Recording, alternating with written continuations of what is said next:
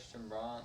I was going to tell you a story about my personal experience whenever I had to rebuild my transmission on my truck because it went out one day and I didn't have the money to fix it to bring it to a mechanic. I'm going to start the story when I started having problems and then trying to diagnose the problem and then researching to try to fix the problem. I was driving home one day from a trip to town, and then I went to turn on my road and I slowed down for the time. And then whenever I went to speed back up, there was a loud pop from underneath the truck, and I realized that the truck was just revving up. So I pulled over and I started looking underneath the truck to see if anything was wrong. Couldn't find anything, and I went to take back off.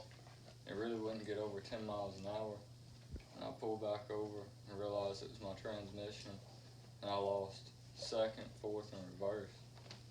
So I tried to get to my friend's house, which was closer to my house, and I called my dad to get me on a flatbed trailer. Whenever I got home, I started researching and trying to diagnose the problem. I looked on YouTube, and I looked in the book I had for my truck, and it said it could have been the sun shell, but I really wasn't sure.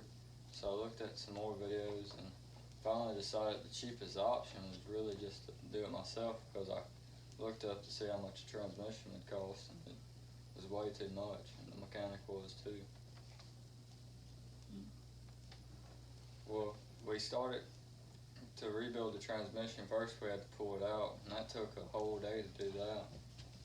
And then after we got it out, we watched more videos on exactly how to pull the transmission apart.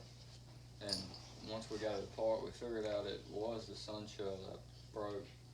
So we ordered those parts, waited for them to come in, and then whenever they got in, we also had some other parts come in. We went ahead and replaced those so we didn't have to pull the transmission back out.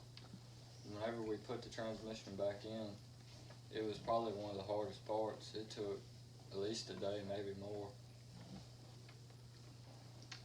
But after we got it in, we went for a test drive, and everything worked good.